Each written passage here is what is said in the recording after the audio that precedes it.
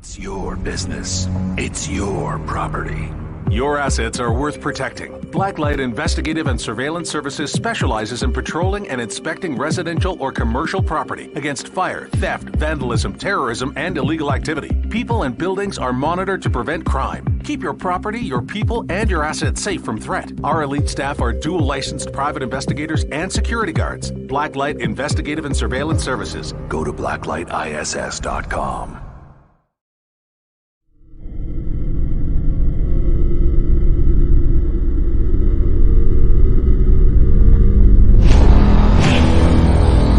The same thing that draws aliens to our planet is the same thing that draws us to others. Exploration, curiosity, sustainability of life. That's why we go. It would make sense as to why they're visiting here. Travis! Quit playing around, man. Get back here. Travis! The last thing I remember was this numbing shock.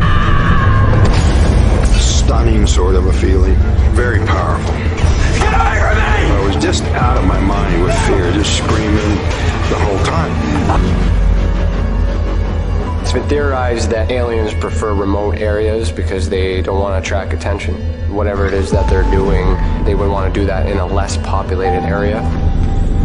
There are multiple accounts of the same thing from people from all over the world. People that do not know each other, do not live in the same cultures, and they're all looking up, they're all seeing things in the sky. So it would be naive of us to think that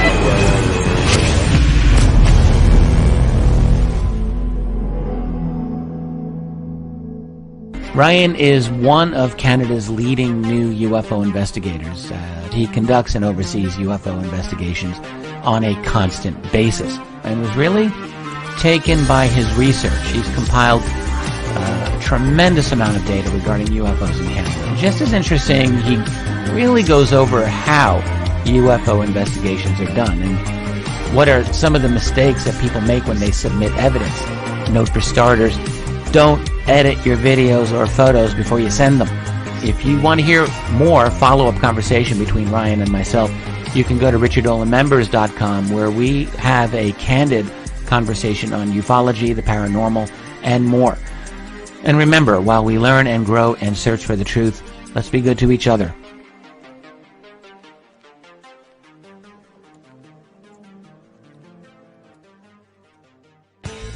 Welcome to the Observation Deck, a state-of-the-art, one-of-a-kind virtual platform that takes video conferencing to the next level by using avatars to navigate a campus, just like you would in real life. First, you install the application and design your very own unique avatar. Then you're free to explore the various areas of the campus at any time from anywhere. There's so many areas and activities to choose from on the platform. There's a 1,000-seat auditorium, a large expo hall, a movie theater, a nightclub, an art gallery, and even a beach. Come attend a conference, or take a class, or hear a lecture.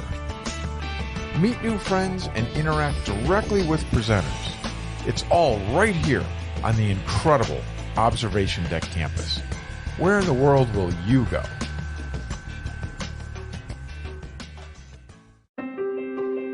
Have you ever wondered, or maybe just thought to yourself, if there were others just like you? You know, people with extraordinary abilities, psychogenic advancement, and perhaps unique intuitions. Maybe you just wondered if there were other people who experienced unimaginable, unexplained, or even unusual and paranormal events. Are there people who have more questions, more fears than answers? Well, you're not alone. You've never been alone. We believe you. Sign up for EA today by going to tesacan.org/EA. That's TESACAN.org/EA.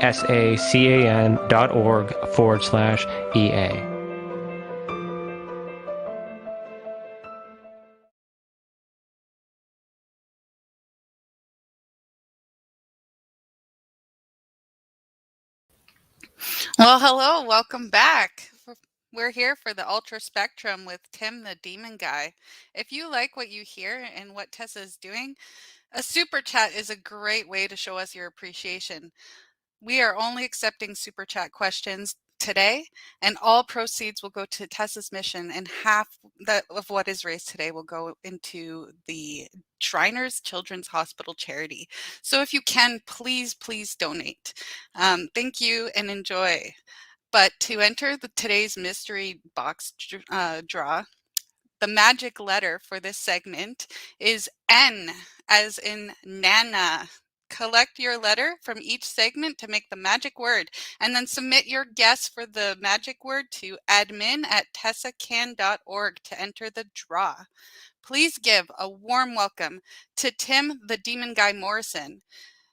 The Demon Guy is a member of the Experiencer Support Association who assists with the public understanding of demons, creatures of folklore, and spiritual attachments. He is also a licensed private investigator with Blacklight Investigations and that is one of today's sponsors, as well as Tessa's EA facilitators. Today in this segment, Tim will go over the Ultra Spectrum classification system and discuss why it was created, why it is needed, and how it is used. Welcome, Tim the Demon Guy. Here, welcome everybody to Experiencer Day. I'm going to go over our Ultra Spectrum classification system, which you can see it on the screen there now. I did want to touch on some history about how we came to develop this. Is it necessary? Is a classification system necessary? Not really, but what it helps us with is identifying people's experiences, and then when we do our current event survey at the end of the year, we can track experiences by the various categories, and then we do put geographical locations with them through the investigation, and then that's the data part of what we do at Tessa, and the data is important for various reasons. With my involvement in EA, it's important for the experiencers because we identify these different events.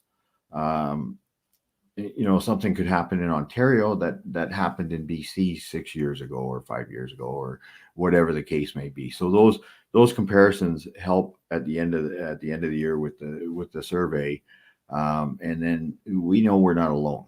Okay, we're not alone in these experiences. So what I'll do right now is I'm just going to go back a bit. So there's a fella by the name of Joseph Heineck. He was an American astronomer, professor, and obviously a ufologist. He had his primary degree was in astrophysics. He was part of the U.S. Air Force's Project Sign and Blue Book. So his experience, was there, and he decided to do what they call the Heineck Scale, and what he did, his scale, he talked about close encounters, which is a term that we'll talk about. Close encounters, first, second, and third kind. We've adopted that, the close encounter type. We've changed the word encounter to experience. And the reason we do that, encounter, like the close encounter, as far as I'm concerned, people my age would have seen the movie in 1977, Steven Spielberg's Close Encounter of the Third Kind. So it immediately, when you say close encounters, I immediately go to aliens. Okay. I go to abductions. So there's a bit of a negative connotation. We've changed that to experiences because a lot of our reports coming in are positive experiences. They're not necessarily negative. This idea of being abducted is being kidnapped, and that's a crime, and that's got a negative connotation, but we've changed that, and I'll explain when we get into the chart.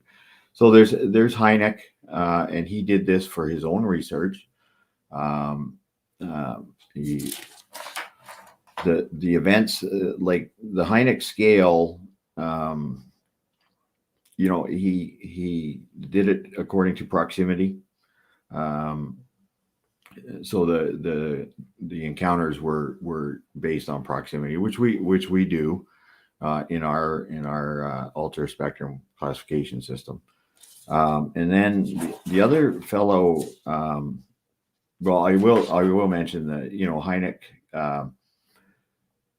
his scale was built on physical traces, medical evidence, photographs, and radar scope photos. So he was more. I mean, it appears to me that he was obviously into the UFO phenomenon, and that's what he was concentrating on. So the other fellow that came along was Jacques Valet. He was a computer scientist, an engineer, and an astronomer. And so he had built a classification system. And the interesting thing with his was he was exploring the commonalities between UFOs, cults, religious movements, angels, demons, cryptid sightings, and psychic phenomena.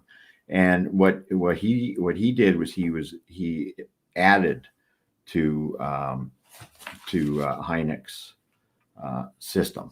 Okay, and so this is a breakdown of the current Valet system. You can see that he's got the classes, the sightings, the physical effect, the beings. So what he was doing was just adding to what was there. And then, groups like MUFON Canada, they adopted these classifications, and they used them.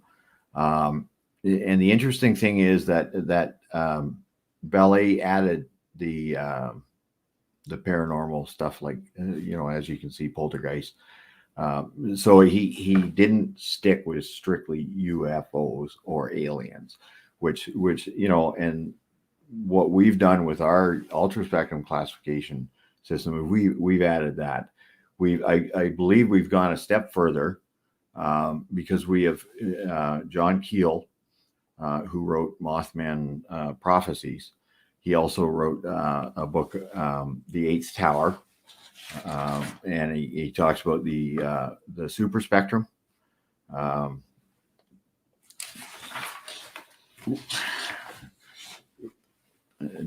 just referring to my notes. Sorry. So, like I'll read a little excerpt here. He talks about the super spectrum. He talks about ultra terrestrials, and the super spectrum is the source of all paranormal manifestations, from extrasensory perception to flying saucers, little green men, and tall hairy monsters. It's hard to pin down scientifically because it is extra dimensional, meaning that it exists outside our own space and time continuum, yet it influences our reality. So what John Keel is basically saying is everything is connected. So we took these three gentlemen's systems, and what we created our we call it the ultra spectrum classification system. And what you'll see I can start going through this. We have classed, and you'll notice that we use the word experience. So the first class is obviously the proximity. Is it extreme close encounter, less than 100 feet, close encounter 100 to 500 feet, remote experience, and then mental experience. So we've added all that together because adding the mental experiences with these distances, it goes along with everything. Everything is connected. And then, if you go down the list, so let's, like I've just recently had an extreme close experience. As far as it's in my head, it was a close experience. Then there's the subclass about invitation. Now, I don't know if Captain Canuck wants to put up my slides for the invitation, but there's basically two types of invitations. There's uninvited and invited. Uninvited, obviously, is something that you just come across. Yeah, that was my proximity slide. But the uninvited are experiences that we don't precipitate. The invited is I mean, the seance is these people are inviting the experience. Okay, could be a good thing, could be a bad thing. We don't have to go into that right now, but when we investigate, if they've asked for it, then that's a slightly different investigation than if it's uninvited. Okay, and then of course, as an exorcist and spirit attachment practitioner, this is not a good thing. Seances, you don't know what you're bringing, but I won't get into that. I will go back to the chart. So that would be an example of an invited experience. So, and then the next level in our chart is the method. Okay. How did this happen? Did you see it? Did you hear it? So we go into all our senses. Okay. Now, obviously, we mentioned the 5 senses: sight, hearing, taste, touch, and smell. These are important because it is part of your experience. There is a 6th one, which is the psychogenic. I don't have a slide for psychogenic, but that's obviously something that you are connecting in your mind. ESP or any of those types of things. So that extra sense is part of our system because it is connected. Okay. Moving on to the next part is level 2. We have trace evidence. Okay, trace evidence. I mean, as an investigator, evidence is very important. What we're after is best evidence. What we get sometimes with the reports is not so good evidence, maybe doctored pictures or anything like that. So we want to go right back to the source. Best evidence is from the source, and it's not altered. It's we need that so that we have an unbiased opinion. Like evidence, you cannot argue with best evidence. Okay. Well, you can argue with anything, but the point is that and we're going to be we'll talk about our academy, but through that people need to learn what best evidence is. So we have analytical, trace evidence can be memories. It can be a trauma, psychic abilities. Sorry, I'm still talking about evidence. The next level of evidence is material evidence. That's demonstrative, documentary, physical, and forensic. So, I mean, the slide I'm showing is that's physical. That's physical evidence. Forensically, they can, you can do the DNA on for example, the bones and such. So this is the material evidence part. Now, just referring back to the ultra spectrum, these levels will go through depending on the first proximity. Okay, but they are the same going down the chart. That's a pretty handsome guy there. The next level is corroboration. So we get into were there witnesses? Okay, were you the only witness, or was there 2 to 3 witnesses, or are we talking 4 and more? This is important. Corroboration is important. Just because if it's happened before or if somebody's witnessed it, it just gives that extra weight to the investigation. Okay. And then we'll go on to the next level in our chart is contact, which is very important. It's considered a very high level of evidence, back and forth communication, validated back and forth communication, or immediate reactive response is what's listed. So this would be important, okay, because this will help us when we go on to the next level. This is where we're determining what the contact was. Was it alien? Was it paranormal, ghost, demon? And our classification system, as I said, it combines all that. Okay, and then as the data comes in, like it is a ghost or aliens. What's important is how the evidence boils down and how we can be when we're talking about classifications and investigations, we have to be unbiased. So that there's no opinions. It's not opinions, it's evidence. There's a difference. That is why, just as an aside, Tessa uses blacklight investigative and surveillance services for the investigation part. Sometimes our experiences can be masks covering up actual events. Okay, and what I'm referring to is for example, maybe somebody at one time had been assaulted by a reptilian, or assaulted by an angry gray, or and in their mind that's who's doing it. Although through regression therapy we find out that they may have been abused by a family member, and the reason blacklight is involved is because that then turns into a criminal situation, and blacklight, of course, is prepared to pass on the investigation to the authorities, the appropriate authorities, RCMP, local police. It's so having blacklight as a sponsor certainly adds that extra level of protection for the experiencer. Okay, and that was an aside. Sorry, I'm gonna get back to the bottom part of the chart.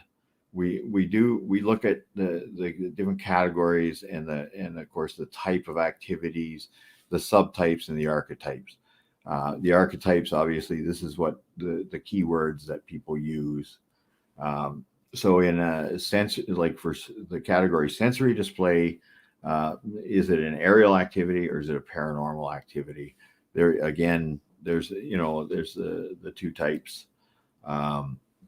Moving on to the next subtype, was the aerial activity a machine, or was it light? Was it an orb?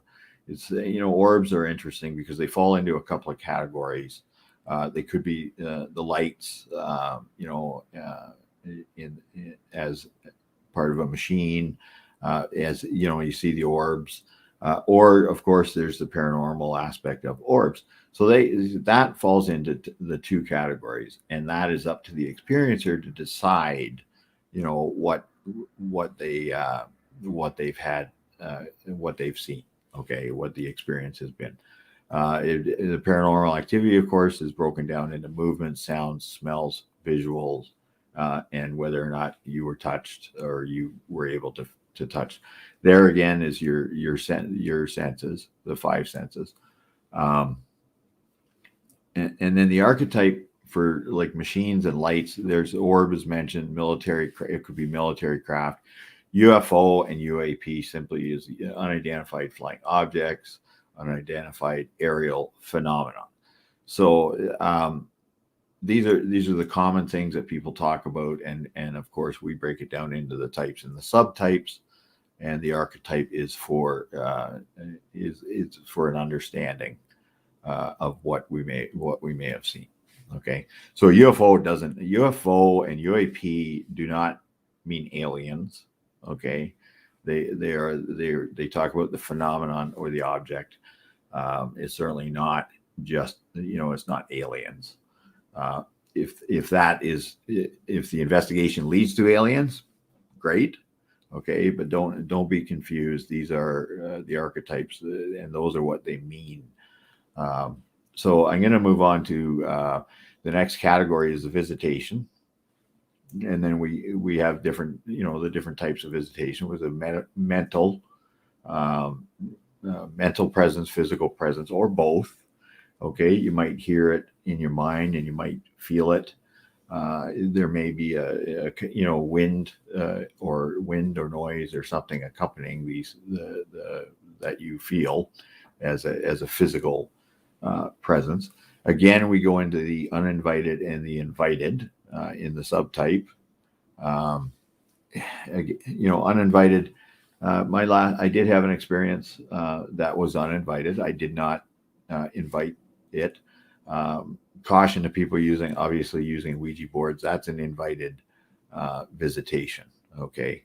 And we can, you can ask questions about, my opinion on Ouija boards and inviting these, and I'm going to use the word entities, because it could be alien, it could be ghosts, could be spirits. But that's the important difference between uninvited and invited. And then moving on to the archetype of visitations, there's the word abduction. That's the kidnapping word. That's where when we hear someone say abduction, there's the potential for a crime. Again, with Blacklight investigating, that's and possession. I get a lot of questions about possession, obviously. And then people also may have downloads. I know a certain guy that gets downloads, and when he does, he comes up with all kinds of great information, but he doesn't know how he gets it. He just gets this download, and I'll get him to explain later the paranormal hat trick. But moving on to the next category. Which is beings observed. So what did you see? What did you experience? Was it cryptid? Was it an entity? Was it paracryptid? The cryptids are. It's important to have these categories so to determine. We leave it open because a lot of the cryptozoology deals with possible creatures, okay, but I will tell you that there have been cryptids that have actually turned into they've gone from the cryptozoology to actual biological studies, and they are real creatures. A really good cryptid story that I know. Of course, we have Alex Mastrada coming on later. Is the best one. The best story is the platypus. Okay, a guy way back when the platypus was a cryptid. Nobody believed. It's in our minds. It's impossible to have a beaver with a duck's bill and laying eggs. So it was just ridiculous. The thought at the time. There was a guy that found a carcass. Okay, and when he turned it in, the scientists accused him of just making it. Creating it, or it came from China or something, so they there's the guy there, the cutest guy. So when they found the real one, there's the cryptid going from cryptozoology as a possibility to an actual fact. Okay, so what are you talking about? I mean, Bigfoot is a good example of a cryptid, and Bigfoot, Yeti, like all these types of creatures are reported everywhere in the world. So these reports, it's like people don't know the other people who are reporting. So there is such strong scientific evidence towards Bigfoot. We just haven't got one yet. Okay, yeah, there he is there. But my favorite cryptid is the chupacabra, He's a goat, the goat sucker. So, and I'd love to find them, but there are stories. Okay. And a lot of this could be mythology. There he is. It could be mythology, could be stories. And then, so our job is to bubble that down into facts and evidence. Okay. So moving on, what type of being did you observe? Bipedal, quadruped, aerial? Was it in the air? Was it aquatic, in the water? Was it a hybrid of any of these sorts? And then the archetype, obviously I've mentioned Bigfoot, Mothman, Jersey Devil. These are all fantastic archetypes. Shadow figures, I've had personal experience with shadow figures, and then black-eyed children, Men in Black.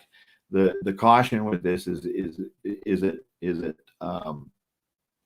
a cryptid, an entity, a paracryptid, or is it urban legend? Okay, and I do get into this with some people in my line of work, and some things are urban legends, which are just created stories. The internet has come up with all kinds. Okay, so we need to go back to reality and discover whether this story was made up. Alligators in the sewer kind of thing. Slender Man is a good example. That people think is real, but it's not. It is Hollywood. It's mythology, which is awesome to look into mythology and stories. But anyway, we'll move on to the psychogenic. So the category being psychogenic is obviously in your mind.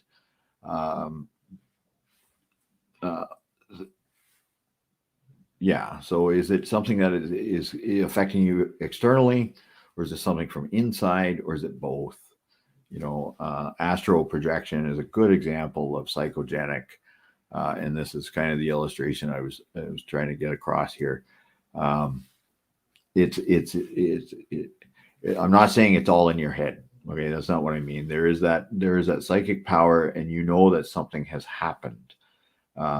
And it's very, very real to the person experiencing it. The neat thing is a lot of people experience it. So this is why this is why getting back to the evidence is important to solidify our data, and then we look at it, and this is happening, in Quebec, it's happening in Manitoba, Alberta, Saskatchewan, like it's all over the country. So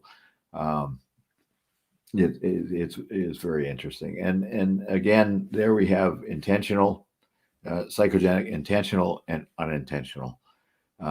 Again, like the invited and the uninvited. Are you doing this? Like, is your astral projection? Are you able to go into a state like that on purpose, or is it something that just happens and you're not sure how you have anything to do with it? Very interesting, very, very different investigative techniques used, whether it's intentional or unintentional.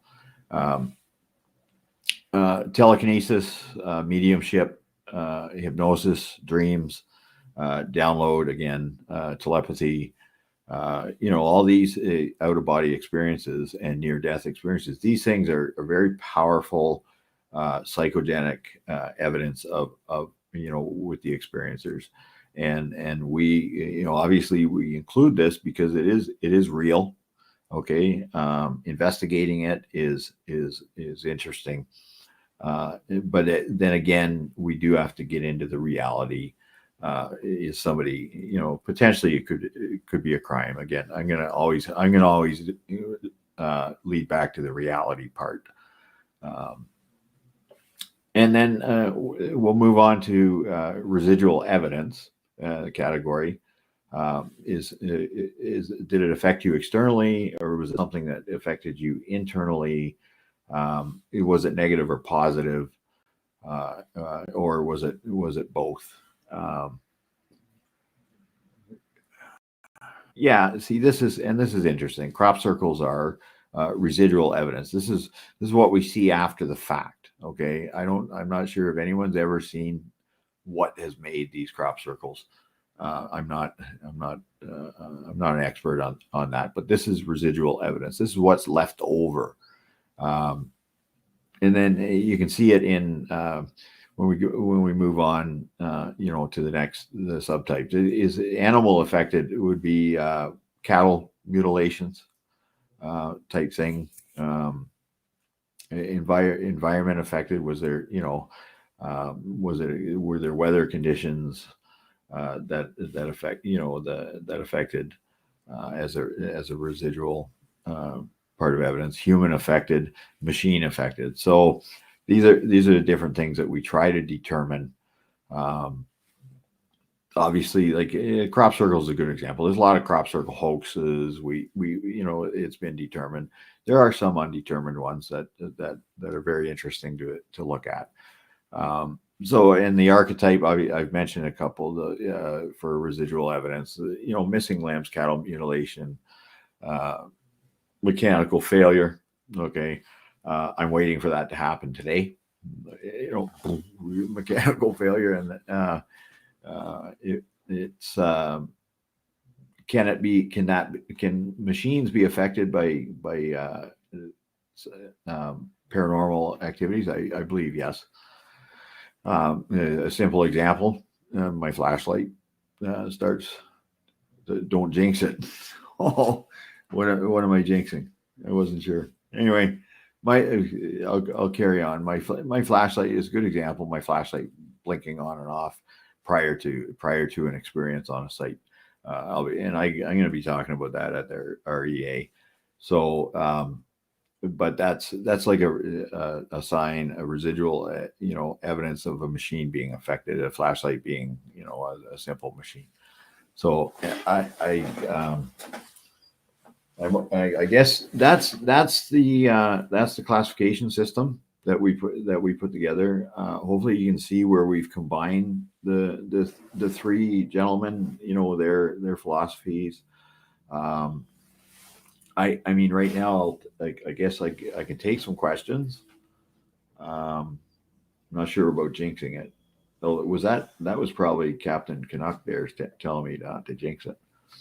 So I'm gonna invite him in, I think. Yeah, that was because of the mechanical failure. That was the one thing that we needed to work, especially here in Canada. We have a thing that's called snow, and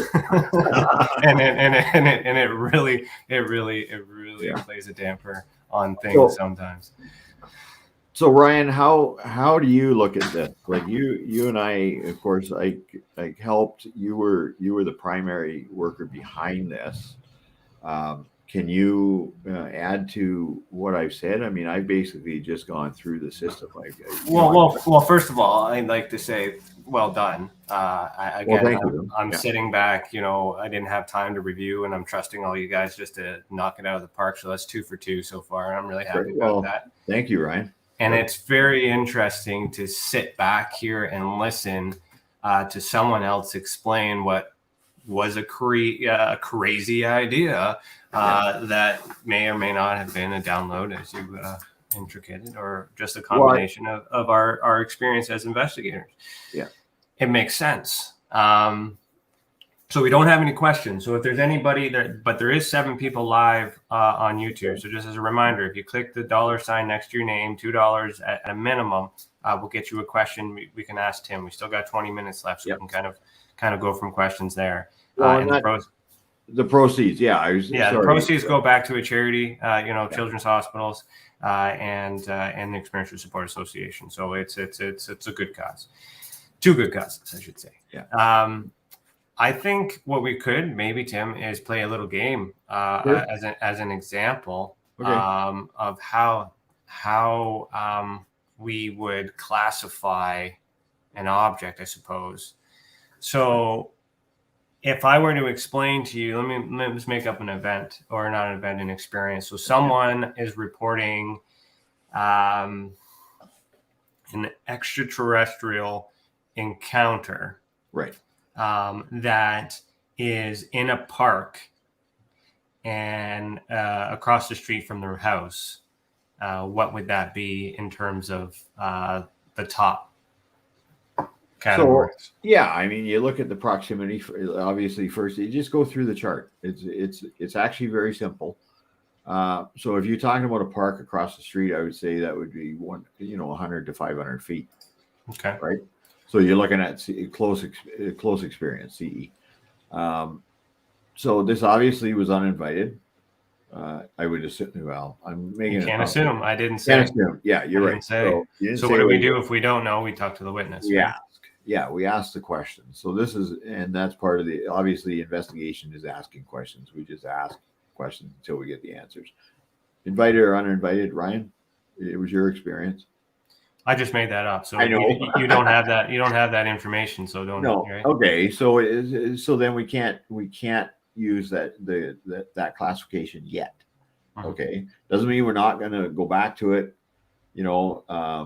So we can move on. Obviously, and then so you're talking close experience. So I saw it. You saw it. What did you, and then we ask the questions. What did you hear? Did you hear, smell, taste? What senses were activated when you saw it? Obviously sight, but what other senses? I only saw it. I didn't hear anything. Okay. Well, and that's fine too. Again, through the investigation process, we might go back to that, So Ryan just popped out for a minute. We were talking about his make-believe experience. There he is. I did that thing with the mouse again. Sorry. Okay. That was me jinxing it. Yeah. I'm going to share the screen back again. So yeah, we're just moving on. I don't have any evidence. So okay. what do we get for you from level 2? Level 2, I'm not sure, Ryan. With that. No, so if there's no evidence, that's when we would ask the experiencer to draw. Right. Because analogical evidence, even though it's a drawing, is still evidence that can be used. Most nuts and bolts people want the physical photo in front of them because it's the easiest thing to present as fact, quote unquote, without being chastised or ridiculed. Right. But analogical evidence, drawings are still important when it's collected, when it's stacked on top of other analogical evidence from other people all over the world. And when we get that one person that took a photograph that looks like all these pictures, right, that's when this analogical evidence becomes circumstantial or corroborative evidence, different types of evidence. So there's different types of evidence throughout the world that people claim as evidence, but you got to build them all to build the case to connect it all together. As an example, the pictographs or the markings that we see on temples in Egypt or indigenous petroglyphs and things like that too. Those are drawings. But we're seeing pictures and we're seeing these things in the sky, and people are capturing it today. Yeah. So until that happened, that was just a theory. That was just a drawing. That was just a weaker point of evidence. Right. But combined with other sources of evidence, that's what we look for. That's the current event survey is all your evidence. Correct me if I'm wrong, but that's just for the UFO people who don't understand paranormal and psychogenic, all the complicated stuff. That Canadian current event survey is that's a dumbed down version of what's really going on. Yeah. Okay. So material evidence. So if I were in that event, how would I get material evidence from that event? So there's an extraterrestrial in the park across the street from me. I've seen it. I've heard it. I didn't get any pictures, so I drew it. You're looking at it. Right. Is there a way for us to get trace evidence from that, or material evidence from that? You're at or material. Sorry. Mm-hmm. Yeah. Well, physical forensic, you could go check out the park after the fact. Good you job. know, was the grass, say the grass was burned, or there's snow. Okay, we're in Canada, there's snow. Are there footprints? You know, is there evidence of a landing craft or something in the snow? I'll tell you, in the security industry, snow is actually very helpful. Because you can't erase if you try to erase your footprints, it's an awful job. But I know somebody has or has not been in a particular place when it snows just simply by footprints. Mm-hmm. So that would be your so that would be demonstrative evidence. If you were to take a photo of that, then you could cast it, and then that would become physical evidence, right? And then if you were to take a sample of the soil or the snow and a control sample, then there's your forensic evidence, right? And then it's obviously witnesses, other people that are there that saw the same thing and draw, and then that makes it a little bit stronger. And then that back and forth communication. So then I would be like, so you could ask me a question like, did they communicate with me? Well, I thought inside my head that, whoa, that thing is strange. And then all of a sudden I heard, yeah, I am strange. So that is a psychogenic connection. Right. And that's back and forth communication. And it's also immediate reactive response because I thought it and then I received it. Right. So by measuring all these things in one case, we then group them, and then we'll be doing deeper dives and deeper studies to reclassify these entities or these beings or these crafts, to remove those archetypes or those labels, those mainstream media hashtags, and things like that. Yeah. So. Okay. I do have some questions. I don't have any questions. No one is super chatting, so we got a few minutes left. Well, then okay. Well, let's go into the back end of the chart here. Okay. With your example, can we use your example for like it's obviously the sensory display category is you saw an aerial activity. That's right. So I saw an extraterrestrial in a park. With we'll just throw this in there. There was a craft. I remember now. There was a craft. Okay. Behind it, and when I communicated to it, when I had a thought in my mind about what was happening to me, I received a thought back that wasn't me in my mind. So there's evidence of a craft, evidence of a being, and evidence of psychogenic activity. Right. That is the paranormal hat trick. Right. So that's why I use that as an example to explain to you what the paranormal hat trick is all of those things. Right. Because when we're measuring these things separately and we break them all down, we remove the fluff, we start to see that some people that call them extraterrestrials, when they draw them, they don't look like a gray or a reptilian, all these things. They look different. They still look odd. So they might be a cryptid. It might be a monster. They might be a ghost based on how they're how they're drawn. Yeah. And a lot of people, depending on how they're raised, would call them different things and not think for a second that it might be the other one when it could very well be the same. So by doing it in this process, when we do the data, because we have a report called the Ultra Spectrum Paranormal Report, which will be coming out early next year, that will showcase how these events were broken down into individual categories, and will show you how it's connected through the experiencer.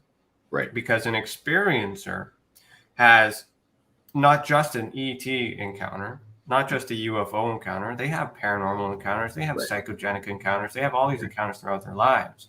And when we timeline it, what we're learning through our research and studies is that it starts with contact. And then the contact leaves, and then you just live your life. And then all of a sudden, these paranormal experiences are happening. These objects are moving. These things are happening, and you assume that it's ghosts. You assume that it's extraterrestrial. You assume that it's angels. All these other things, because that's what we're thinking. Yeah. What you don't consider, what a lot of people don't consider, that it might be us. And if it's us, and that's where we're focusing, is trying to figure out the methods and how these people are making connections to the ether, which is what we call the ultra spectrum. And we just got our first super chat. And awesome. Thank you so much, Jay Watersmith. Yeah. Your question is, if you are documenting astral, how do you investigate that? Do you want to do that one, Tim? Well, see, an astral event, obviously, like if it's psychogenic, how do we investigate that? And again, we go back to the experiencer, and we ask the questions. We get them to draw the diagram. They express how they felt during the experience, all these and all their senses and such. So documenting astral, I'm assuming he means astral projection, or something. I would assume so too. In that line. So it's we document it by experiencer testimony, experiencer pictures, and I think that answers the question. We go back to the experiencer. So I can help you with that. Yes, so go ahead. On an individual case, it is hard to determine whether the individual experience in that moment is connecting to a dream world, a dream state, this world reality, or projecting or imagination. All those possibilities exist in a single event. Right. When you measure all these single events, the same things apply. So when we get them, work with them and have them draw, and because they can remember, and we do regression to bring all this information out, we collect that and we keep it private and we don't share it. Every year we put the data out to the public, so that way we can show that we've at least didn't give them anything that they could pull from, and fake. We try to, it's still a possibility, but we control that sample at least for a year to minimalize the possibility. Yeah. And then you start to see that, okay, these individuals from different places of the world who are in this category of astral travel, so psychogenic activity, using their mind to do ultraspectral things. Look at that, coin that word. Yeah, very good. They're drawing similar things right. that they see in this other place. Right. So what we then have is corroborating evidence that confirms that these people are able to connect to another place. And then we have existence of that other place. And then we look at the methods, whether it was invited through meditation, whether it was uninvited through a dream state, and then we look a little bit deeper, compare the blood type, compare the hair color, eye color, all the things that can be traced back to day one. That doesn't matter about religion, faith, or race, anything. All the identifiers that are constant with every single being on this planet. And then we take it to see what they have in common. And then once we're able to see what they have in common, then we put them in a group together and we attempt to make contact using those methods. Right. That is the next level, which will be next year, hopefully, or maybe the year after that, depending on how things progress. But that's how you would take that stuff. And it requires a lot of reports. It requires a lot of investigations and a full year study to compile that data, right, to demonstrate how that works. Now, we've been doing it privately for a long time. This book, when it comes out for the first time, the point is to explain to you how it works, so everyone can comprehend and understand it. And then once you're able to understand how it's important, then what we're hoping for is that will encourage more people to make a report. Okay. So Tim, how do people make reports? Yeah. www. I got that. Tessacan.org/reporting system. I don't know if can you bring it up there, Ryan? Yeah, I'm going to bring it up right now. Okay. Yeah. Hi, I'm the guy behind the screen using the mouse. Yeah. Of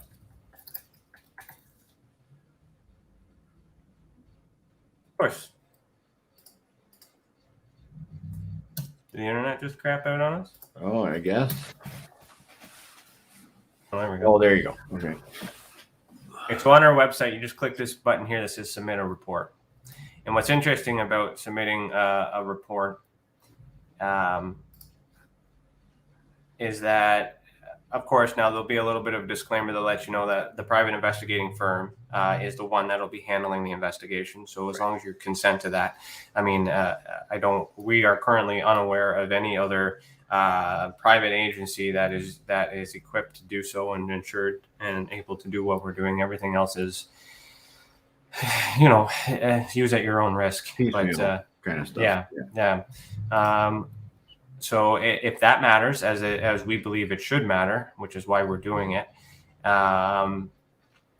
you go down. The first question is, did you witness the event? Yes or no. If you say no, you'll go to something what's called Project Babel, which if you're an investigator who's already investigated something and you want our opinion on your evidence or to help you with your evidence or help you with your case, you can fill out that form. We would talk to you and you would talk to the experiencer, and then you would help us and we would work together, and then we would build a case together, and then we would present that.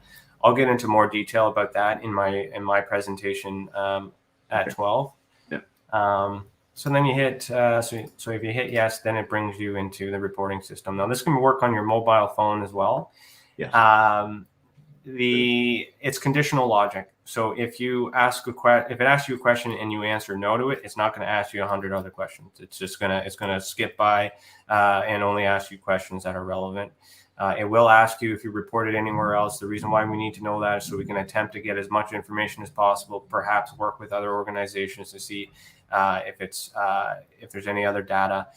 As far as location goes, we don't ask for where you live. We ask where the event occurred. If you want to tell us that that's where you live, then that's up to you, but you don't have to. It doesn't matter if you live there or not. We just need to know where this happened. And then we can do some history stuff around that. We don't necessarily need to know. There are little clues here to help you the lookup. So look up your postal code. We do need all this information needs to be filled out, but sometimes you don't remember. So you click that. Those are little tools to help you get the information we need. The event date of when it occurred, approximately, all that other stuff. We want to know how old you were when you had the experience. There's a lot of people out there that are worried about giving their age, and they lie about their age and all these other things. I understand that. I get that. We just want to know how old you were when the event happened. And then we'll go from there. We're measuring blood type because we want to see a connection and a trend with blood types and to see what phenomenon is associated with those blood types. I have some theories. And of course, being an experiencer myself, I'm also looking to see, find others like that through forensic evidence, if you will, that are similar, eye colors and things like that. So all these questions are important and relevant. If you don't complete them, you can't submit the form.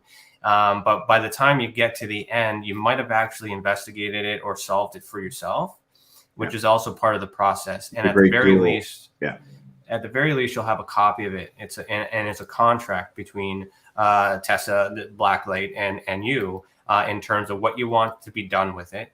And what you expect us to do with it, and how you would, what permissions we have to share it. So tonight at 8 o'clock, we will be doing a roundtable with some experiencers and we'll talk about their cases because we got permission to do so.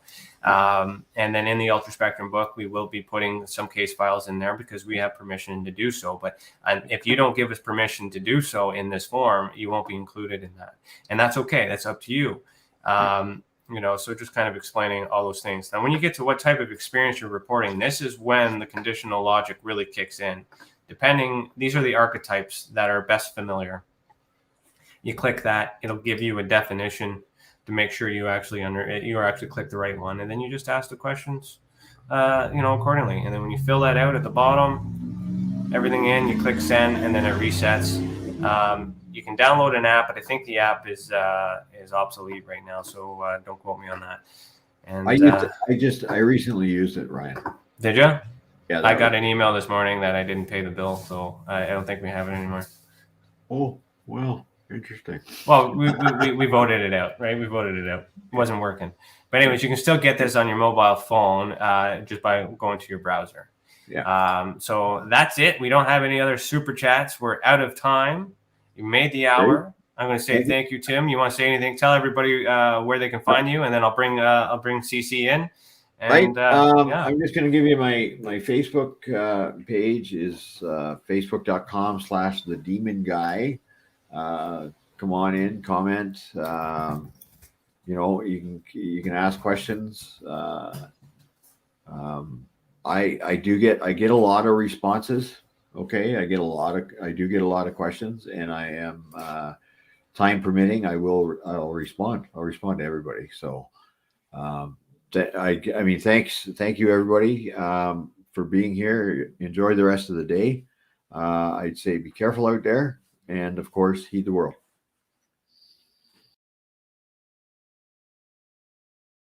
I really enjoyed that. I hope everyone else did too.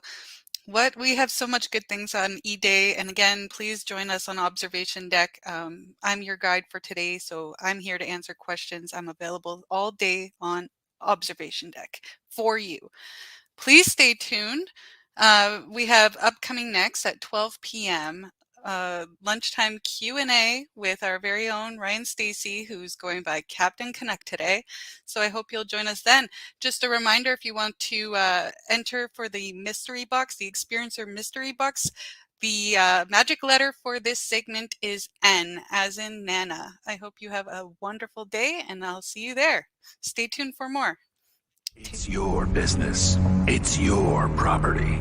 Your assets are worth protecting. Blacklight Investigative and Surveillance Services specializes in patrolling and inspecting residential or commercial property against fire, theft, vandalism, terrorism, and illegal activity. People and buildings are monitored to prevent crime. Keep your property, your people, and your assets safe from threat. Our elite staff are dual licensed private investigators and security guards. Blacklight Investigative and Surveillance Services. Go to blacklightiss.com.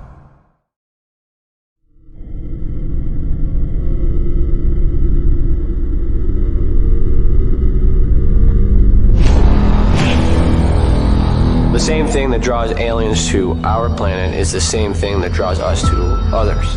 Exploration, curiosity, sustainability of life. That's why we go. It would make sense as to why they're visiting here.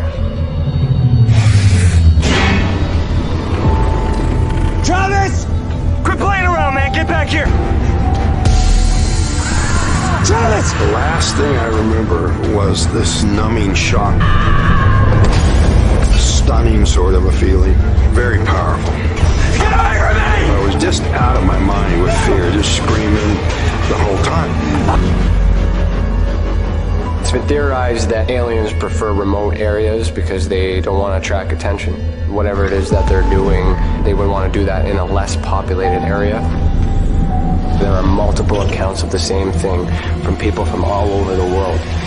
People that do not know each other, do not live in the same cultures, and they're all looking up, they're all seeing things in the sky. So it would be naive of us to think that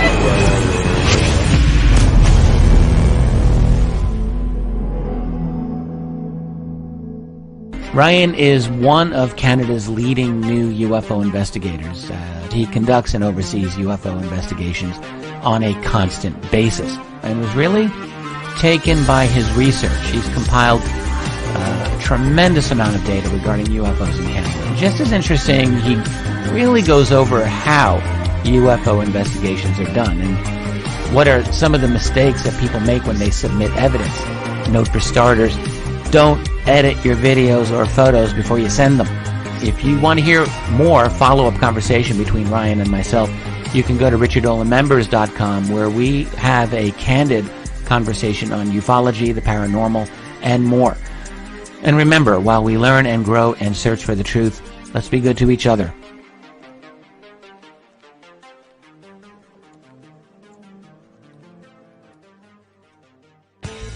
Welcome to the Observation Deck, a state-of-the-art, one-of-a-kind virtual platform that takes video conferencing to the next level by using avatars to navigate a campus, just like you would in real life. First, you install the application and design your very own unique avatar. Then you're free to explore the various areas of the campus at any time from anywhere.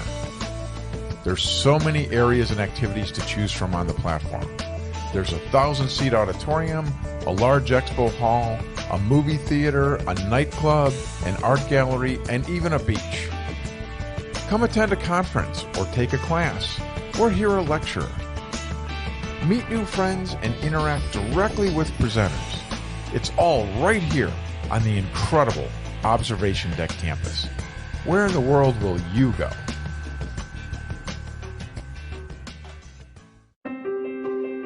Have you ever wondered, or maybe just thought to yourself, if there were others just like you?